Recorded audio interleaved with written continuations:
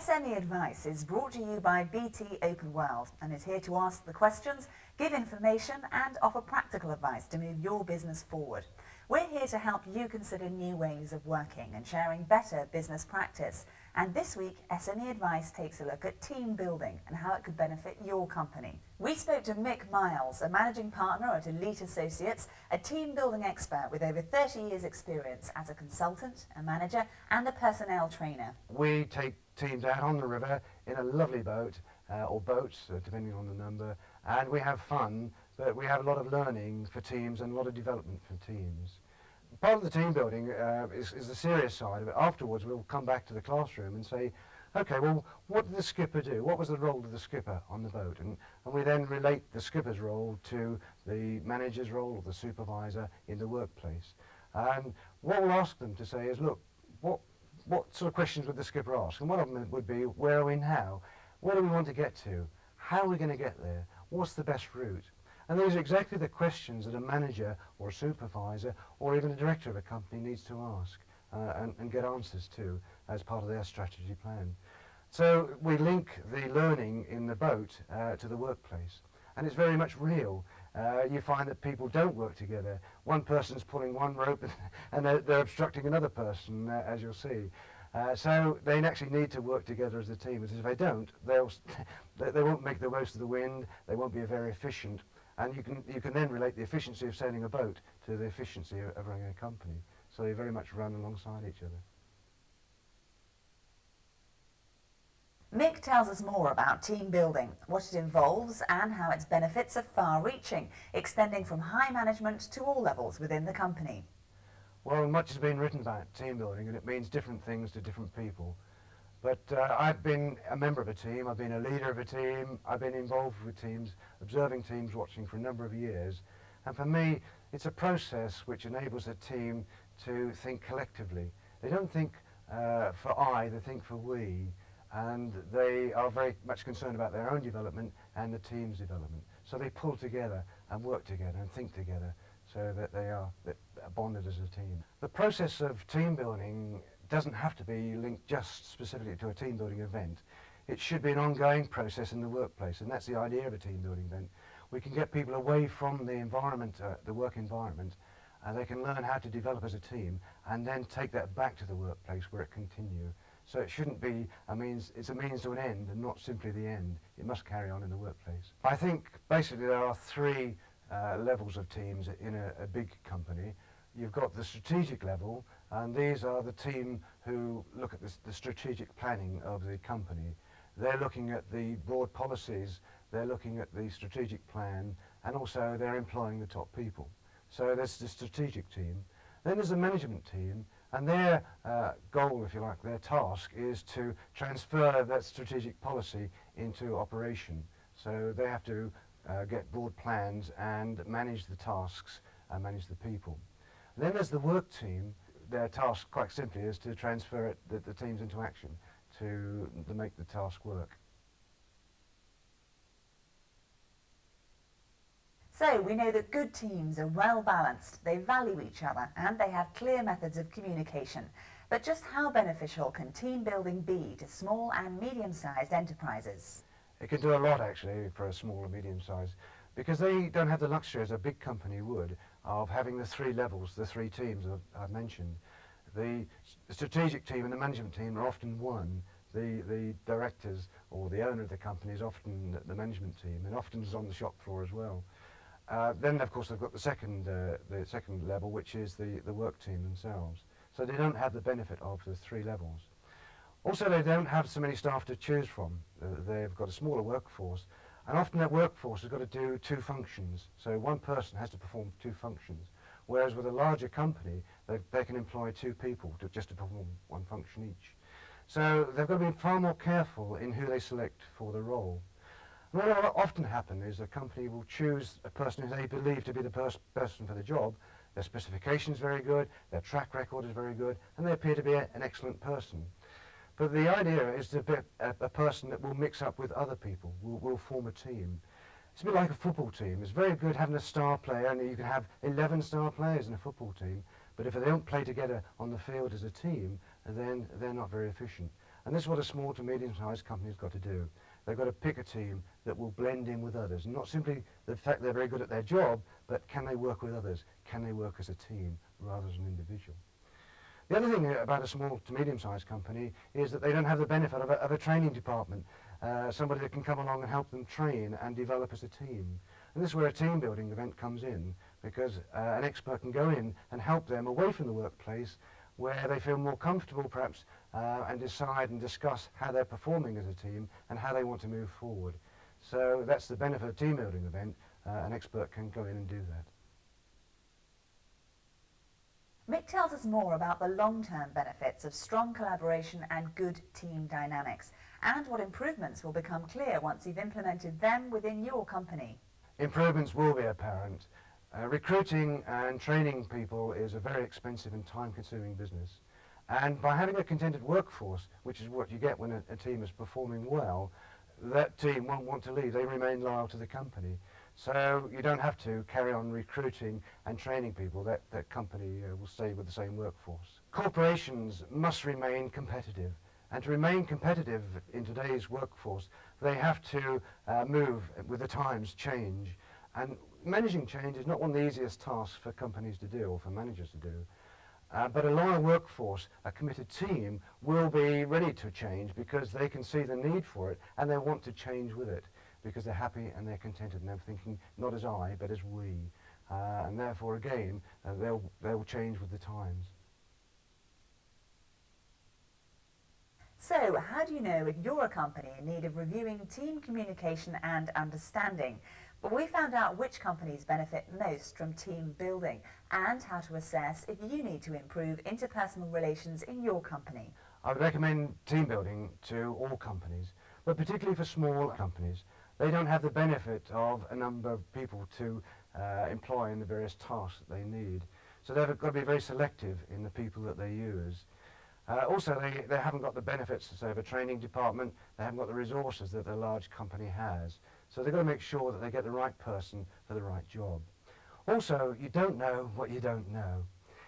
This is the thing that I'm very conscious of, and certainly workforces are that come on the team building events. They say, we didn't realise this, we didn't know this. And by having somebody outside the company looking at them, see how they perform as individuals, see how they perform as a team, they certainly find out more about themselves and others and how they work, which makes them, of course, more efficient. They can find out whether they need to improve their interpersonal relationships, first of all, by an appraisal system. If they have an efficient appraisal system and getting feedback from their employees, they will find out whether they are performing well. They should also have some feedback from customers, and I'm talking about internal and external customers, and this should have, again, there should be built into that some measure of interpersonal skills. But more importantly, if they're performing as a team, team members will want to give feedback and say when things are not working well in interpersonal relationships. They want the team to perform well, and if it's not doing that, they'll only be too clean to say so. So having that sort of system in place, an effective team, that will provide that feedback for them.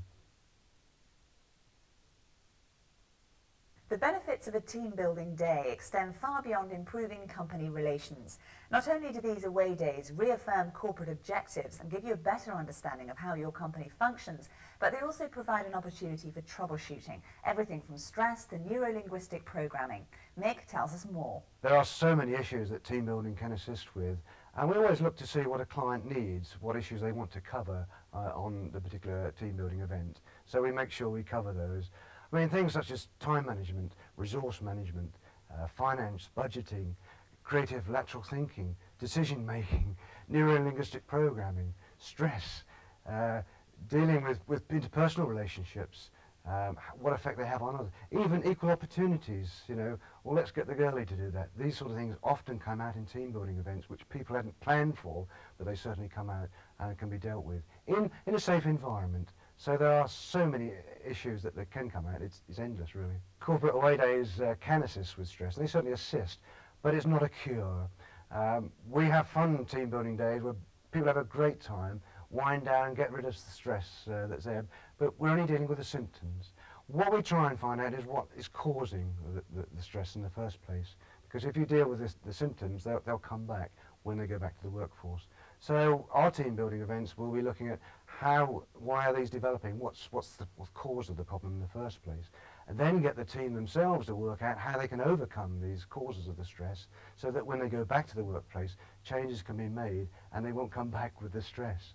So I'd like to say it's a magic wand, but unfortunately it isn't. It needs to be carried on in the workplace, and if it's not, then quite honestly, they're wasting their time. So you decided that team building sounds like a worthwhile idea and something that would benefit your company. Well, Mick tells us where to go for further help, information and advice on team building. Information on team building is everywhere. The internet is a very good example, and that's where a lot of companies will go to, and a lot of individuals will go to. There's information on team building, the theory, the models and so on, but there's also where the training can be taken from. There's also videos, there's books, libraries contain many subjects on it. But I'm a firm believer in the adage which says, I hear, I forget, I see, I remember, I do, I understand. So it's actually by doing these team building events that people really understand about team building. You can read it, yes, and you get the models, but to actually do it is my suggestion that companies should try.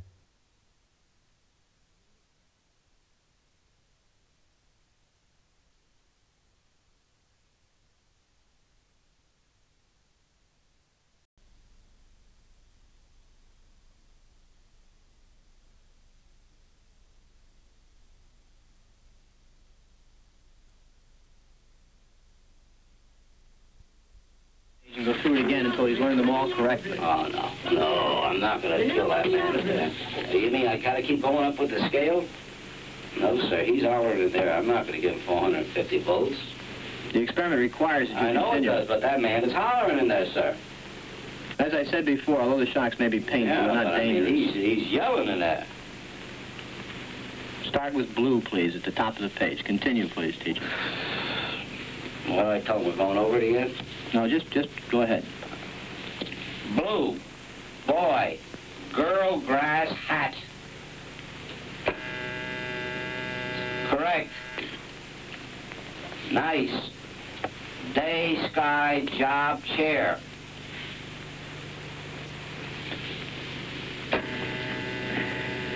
Wrong. Answer is day, 285 volts.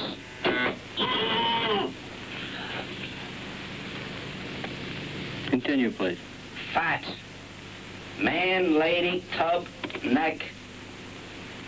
Answer, please. Wrong. Answer is neck.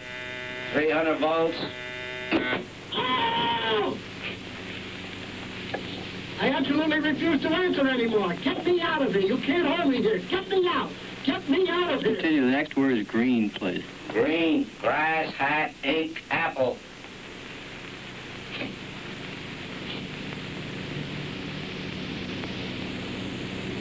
I can't go on, he won't answer. If the learner doesn't answer in a reasonable time, about 4 or 5 seconds, consider the answer wrong and follow the same procedures you have been doing for wrong answers. Say wrong, tell him the number of volts, give him the punishment, read him the correct answer.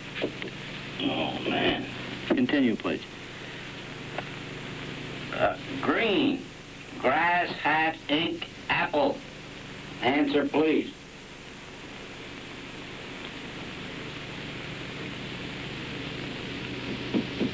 Go on with the procedure, please, teacher.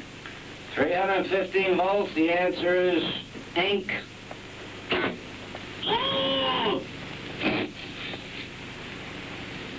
Next one. I refuse to answer. Well, you gotta keep getting a shock if you don't answer. The next one is rich, 330 volts. Let me out of here. Let me out of here. My heart's bothering me. Let me out, I tell you. Let me out. Let me out of here. You have no right to hold me here. Let me out. Let me out. Let me out. Next one, fast. Let me out. Bird, car, train, plane.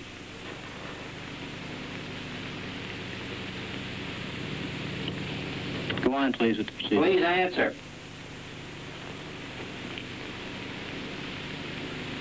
The answer is bird, 345 volts.